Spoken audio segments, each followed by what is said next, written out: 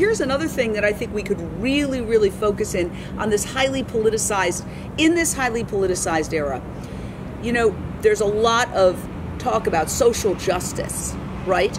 Well, imagine the cowardice of not being able to kill a cow or a pig yourself. So you're going to hire this poor guy who has no choice as to what job he has. He's on the lowest rung of the socioeconomic scale.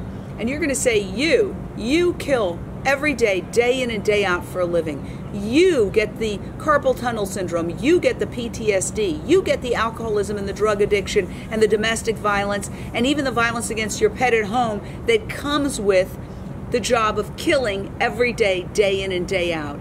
And I'm going to pretend to be a good person and, oh, I am so very proper, right? And I don't do anything wrong and I take care of my kids and I'm an upstanding citizen.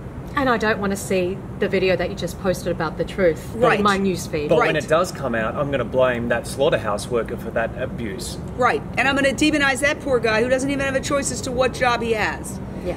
That's cowardice. It is and cowardice. We need to expose it. So when I was speaking here at the conference, I said we need to start using sophisticated advertising techniques. Now, one of the ads, the PSAs that sticks with me since I was a kid, is the "Smoking is Very Glamorous" campaign, which did more to wipe out smoking and shift the culture than anything. And it's this haggard woman, and she looks like literally she just crawled out of a gutter. And this thing is "Smoking is very glamorous," or "Smoking is so glamorous." I don't remember the exact words, but that was. Then the next one that they did was a woman who had a hole cut in her throat because of her smoking, and she's still smoking, and the smoke is coming out of the hole.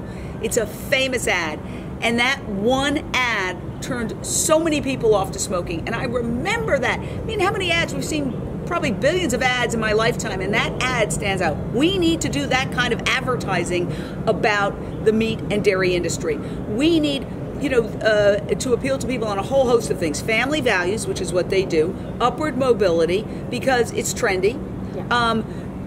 Social justice, even cleanliness. There's a lot of ads about cleanliness, and I wrote in my book Addict Nation, I wrote about how the industry keeps raising the standard of cleanliness because we're not in the agricultural or the industrial era so much anymore, so people are naturally cleaner, so they're not going to buy as many cleaning products, so you have to raise the cleanliness standard higher and higher and higher till people could do surgery off your floor. People say to me, oh, you could eat off my floor. I'm saying, you know what, I'm not into that, thank you, but I don't want to eat off your floor. And why are you so obsessed with cleanliness? Because you've been conditioned to be clean. So a lot of times when we do our Lunch Break live cooking segment, people will say, oh my God, you're double dipping, which now we've stopped. Or you're not using plastic gloves to massage the... And so you know what I say? I say, look, first of all, plastic doesn't make it cleaner. But secondly, there's no place on this planet dirtier than a slaughterhouse. Think about it. Urine, feces, blood, guts. So why not appeal to these cleanliness freaks on the filth? On the filth. I mean, it's actually polluting our entire planet. The filth of 50 to 60 billion animals. So you could appeal to them about their kids. I mean, feeding them fast food, it's not good for the kids. You care about your kids.